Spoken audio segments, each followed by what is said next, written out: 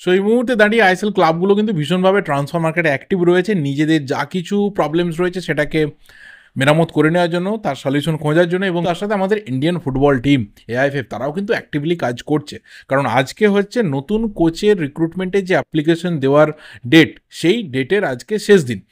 জুলাই 3 আজকে পুরোটা কমপ্লিট হয়ে যাচ্ছে এবং মোটামুটি যা মনে করা হচ্ছে যে প্রায় 300-র কাছাকাছি অ্যাপ্লিকেশন জমা পড়তে পারে। দেখা যাক, কালকের মধ্যে হয়তো আমরা সংখ্যাটা জানতে পেরে যাবো এবং এখান থেকে একটা বড় ধরনের ঝাড়াই বাছাই হবে। তারপর টেকনিক্যাল কমিটি বসবে এবং সেখান থেকে দাঁড়িয়ে নতুন কোচ চূড়ান্ত হয়ে যাবে অগাস্টের ফার্স্ট উইকের মধ্যে।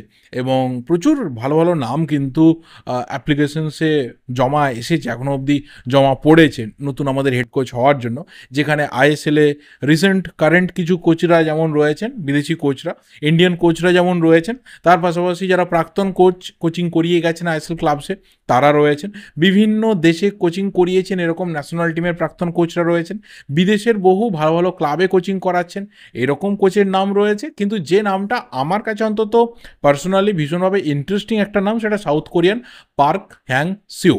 এই ভদ্রলোক কিন্তু যখন ভিয়েতনাম ফুটবলের দায়িত্ব নিয়েছিলেন, তিনি সেখান থেকে দাঁড়িয়ে পুরো ভিয়েতনাম টিমটাকে চেঞ্জ করে দিয়েছিলেন, তাদের একদম খোল নলচে তিনি বলা যায় যে বদলে দিয়েছিলেন, এবং সেখান থেকে ভিয়েতনাম একটা সাকসেসের রাস্তা খুঁজে পেয়েছিল।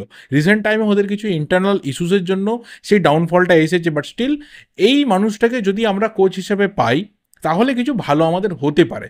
বাট ফাইনালি এএফএফ এর মাথাতে কি চলছে, তারা কোনো ইয়েস ম্যানকে আবারও চাইছেন কিনা, সেটা হচ্ছে বড় প্রশ্ন। দেখা যাক আমাদের কপালে কি রয়েছে। কিন্তু তার পাশাপাশি অক্টোবরে একটা ট্রাই নেশন সিরিজ রয়েছে, সেটা খেলতে ইন্ডিয়ান টিম কিন্তু যাচ্ছে ভিয়েতনাম। ভিয়েতনাম এই ট্রাই নেশন সিরিজটাকে হোস্ট করছে, সেখানে ইন্ডিয়ার পাশাপাশি লেবানন থাকছে, অবশ্যই ভিয়েতনাম তো হোস্ট নেশন হিসেবে থাকছে।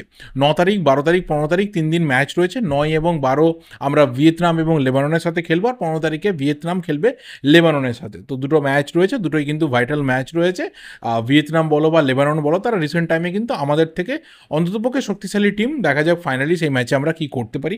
নতুন কোচের একদম প্রথম যে অগ্নি পরীক্ষা, সেটা কিন্তু অক্টোবরে ভিয়েতনামে গিয়ে হবে। নতুন কিছু ফ্রেশ প্লেয়ার আমরা দেখতে পারি যারা পারফর্মিং থাকবে আইএসএলে তখন, বা তার আগে ডুরান্ট কাপে বা এফসি চ্যাম্পিয়ন্স লিগ 2-এ মোহনবাগান ইস্টবেঙ্গলের হয়ে, সেখান থেকেও বেশ কিছু নতুন প্লেয়ার আমরা টিমের সাথে দেখতে পারি। আর অনেক প্লেয়ার এতদিন অবধি টিম আছে সিস্টেমে ছিল, যারা একদমই ঘুরে বেড়াচ্ছিল বলা চলে, সেই প্লেয়ারদের কী হবে সেটা তো সময় কথা বলবে। আর এর আগে স্টিমাচের ব্যাপার নিয়ে বলতে গিয়ে বলেছিলাম যে তিনি যে মেসটা তৈরি করে রেখে গেছেন, তিনি যে পুরোটা জটলা পাকিয়ে রেখে গেছেন, নতুন কোচকে এসে সেটাকে পরিষ্কার করতে অনেকটা সময় লেগে যাবে। তো একটু সময় তাকেও দিতে হবে নতুন করে সবটা সাজিয়ে নেওয়ার জন্য, গুছিয়ে নেওয়ার জন্য। তার যে সিস্টেম রয়েছে, তার যে প্যাটার্ন অফ ফুটবল রয়েছে, সেখানে আমাদের প্লেয়ারদেরকে মানিয়ে নেওয়ার জন্য। তো তার জন্য কতটা অপেক্ষা করতে হয়, ভারতীয় ফুটবল ফ্যানরা তো অপেক্ষা করেই বসে রয়েছে। দেখা যাক ফাইনালি কবে ভালো দিনটা আমাদের জন্য আসে।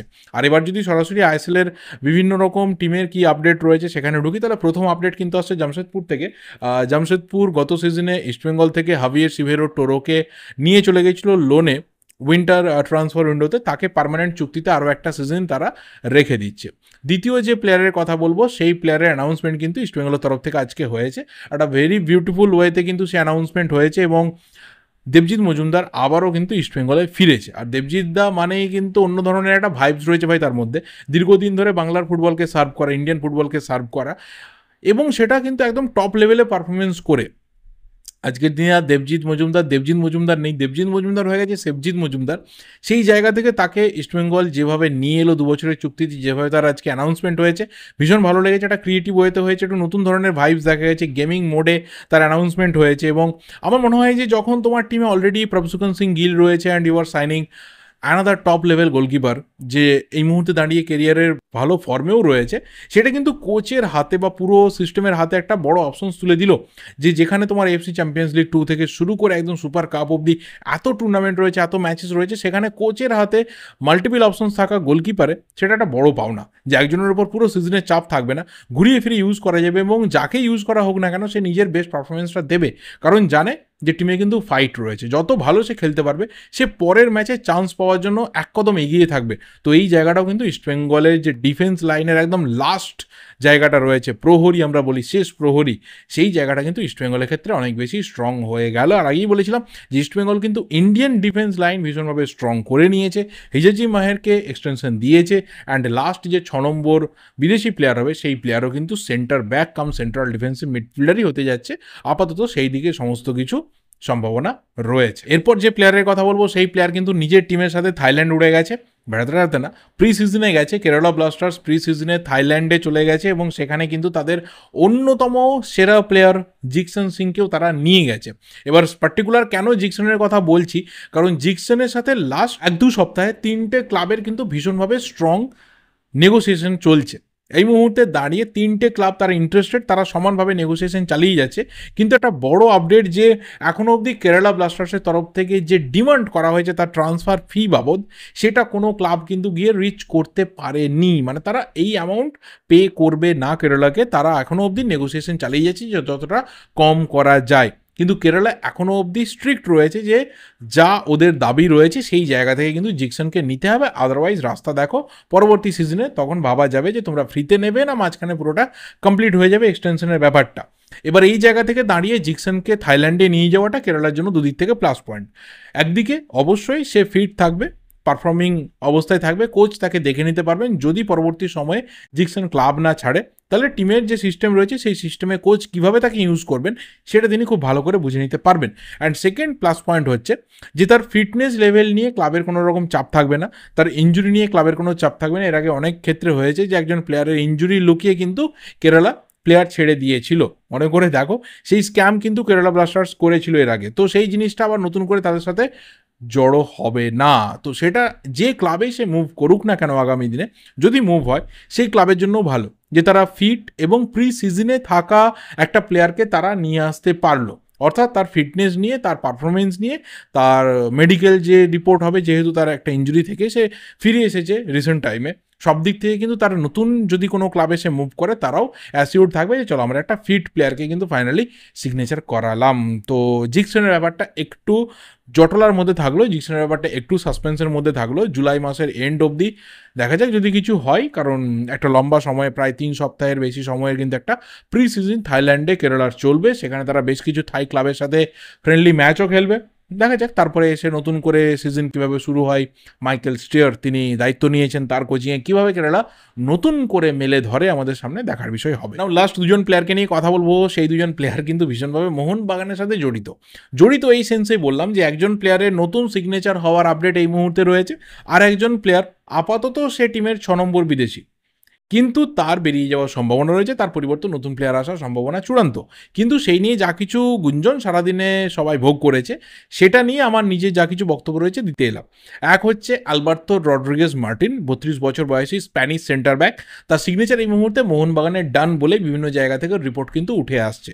অনেকদিন আগে এই ব্যাপারটা ইন্দোনেশিয়া থেকে ব্রেক হয়েছিল যে মোটামুটি মোহনবাগান এবং লা লিগা 2 থেকে একটা ক্লাব তার ইন্টারেস্টেড রয়েছে। তো সেই প্লেয়ার কিন্তু পারসিভ থেকে আপাতত তার রিলিজ হয়ে গেছে, তাকে গুড বাই জানিয়ে দেওয়া হয়েছে, সে আপাতত মোহনবাগানের পথে। মোহনবাগান তার কিন্তু সিগনেচারকে সিল করে ফেলেছে বলে এই মুহূর্তে রিপোর্টস কথা বলছে। তবে অবশ্যই আমাদেরকে ওয়েট করে থাকতে হবে একদম টপ অথেন্টিক লেভেলে কনফার্মেশনের জন্য যে হ্যাঁ এই সিগনেচারটা কমপ্লিট হলো, বা ক্লাবের অফিসিয়াল অ্যানাউন্সমেন্টের জন্য, কারণ রিউমার বিভিন্ন জায়গা থেকে উঠে আসতেই পারে। সেই জায়গা থেকে দাঁড়িয়ে আপাতত এই সিগনেচার মোহনবাগান কমপ্লিট করেছে বলে যা রিপোর্ট রয়েছে সেই মোতাবেকই কথা বললাম। বাকিটা অবশ্যই ক্লাবের যে অফিসিয়াল অ্যানাউন্সমেন্ট তার জন্য আমিও পার্সোনালি ওয়েট করব। আর লাস্ট যে প্লেয়ারের কথা বলবো সেই প্লেয়ার সকাল সকাল মার্কাস যখন জানায় যে এই প্লেয়ার কিন্তু মোহনবাগানের আপাতত অ্যাজ অফ নাও আপাতত 6th ফরেন প্লেয়ার, তখন থেকে একটা চাপা গুঞ্জন শুরু হয়ে যায় যে বিভিন্ন রকমের ব্যাপার, যে তাহলে কি সাদিকুই থেকে যাচ্ছে, তাহলে কি ফরওয়ার্ডে যে জেমি ম্যাকলারেনের আসার কথা হচ্ছিল সেটা হচ্ছে না, অন্য কোনো প্লেয়ারকে মোহনবাগান মিডফিল্ডে বা অন্য কোনো পজিশনে সই করিয়েছে। তাহলে ব্যাপারটা হচ্ছে যে আপাতত যেহেতু সাদিকুর কন্ট্রাক্ট রয়েছে 25 অবধি, আগে এটা নিয়ে কথা বলেছি, খুব লেন্দি কিছু বলতে চাই না, যেহেতু 25 অবধি কন্ট্রাক্ট রয়েছে তাই সে অফিসিয়ালি এখনও মোহনবাগানের প্লেয়ার। হুগোপুঙ্গুর ব্যাপারটা যেমন কনফার্মড হয়ে গেছে অন্য ক্লাবের সাথে, সেটা অফিসিয়াল হয়নি এখনও, ঠিক আছে চলো পেপার ওয়ার্ক কমপ্লিট হয়ে গেলে সেটা অফিসিয়াল হয়ে যাবে। তো সাদিকুর ব্যাপার কিন্তু কোনো ক্লাবের সাথে এখনও অবধি কিচ্ছু ডিল কমপ্লিট হয়নি, তো সেই মোতাবেক সে এখনও অফিসিয়াল প্লেয়ার। কিন্তু সাদিকু 24-25 সিজনে কন্টিনিউ করবে না। 4জন ফরওয়ার্ড নিয়ে পুরো মাথাভারী একটা টিম মোহনবাগান বানাচ্ছে না। মোহনবাগান তার পরিবর্তে 6 নম্বর বিদেশির যে স্লটটা, যেটা আপাতত সেন্ট্রাল একজন মিডফিল্ডার হওয়ার চান্স রয়েছে, আর player kind of Joni Kauko, আর এখানে বলে রাখা ভালো যে জনি কাউকেও নিজের সোশ্যাল মিডিয়া প্ল্যাটফর্ম থেকে পোস্ট করে মোহনবাগানকে আলবিদা জানিয়ে দিয়েছে। আর জনি কাউকোর যে পজিশনটা ছিল, জনি কাউকোর যে ফুটবলটা খেলতো, সেই জায়গাতেই কিন্তু সেই ধরনের একজন প্লেয়ার মোহনবাগানে আসতে চলেছে। আর এটা যে নতুন প্লেয়ার আসবে সে যেখান থেকে আসুক না কেন, বহু রিউমার রয়েছে এখান থেকে ওখান থেকে, আমি ঢুকতে চাই না তার মধ্যে, যেখান থেকে আসুক না কেন তার কাছে কিন্তু একটা পাহাড় প্রমাণ চাপ থাকবে, নিশ্চিতভাবেই থাকবে। কারণ যেভাবে খেলাকে কন্ট্রোল করতো, বল হোল্ড করতো, স্ক্রিন করতো, স্ন্যাচ করতো, বল ডিস্ট্রিবিউশন ছিল, লিঙ্ক আপ প্লেটা ছিল, এই ধরনের একজন প্লেয়ারকে কিন্তু মোহনবাগান নিয়ে আসার চেষ্টা নিশ্চিতভাবেই করবে। সেরকমভাবেই কিন্তু আপাতত প্ল্যান রয়েছে। অবশ্যই যে প্লেয়ার আসবে সেটা সময় কথা বলবে, সে কত ভালো পারফরমেন্স তুলে ধরে, জনি কাউকে সে কত ভালোভাবে রিপ্লেস করতে পারছে। কিন্তু হ্যাঁ, এটা তো ঠিক কথা যে আরমান্দো সাদিকু আপাতত অফিসিয়ালি মোহনবাগানের 6 নম্বর বিদেশি প্লেয়ার হলেও সে 24-25 সিজন থেকে কিন্তু কন্টিনিউ করছে না। তবে সাদিকু কোথায় যায়, আইএসএলে থাকে না আবারও নিজের দেশ বা বিদেশে অন্য কোনো ক্লাবে ফিরে যায়, সেটাই হবে দেখার বিষয়। তো সেসব নিয়ে পরে আবারও কথা বলা যাবে। এই ভিডিওটা এই অবধি, আর কিছু বলার নেই। দেখা হবে পরের ভিডিওতে। যদি ভিডিওটা ভালো লেগে থাকে তাহলে অবশ্যই লাইক করো, শেয়ার করো, যা কিছু ওপিনিয়ন্স রয়েছে অবশ্যই কমেন্ট করে জানাতে থাকো। Thank you, goodbye and good night.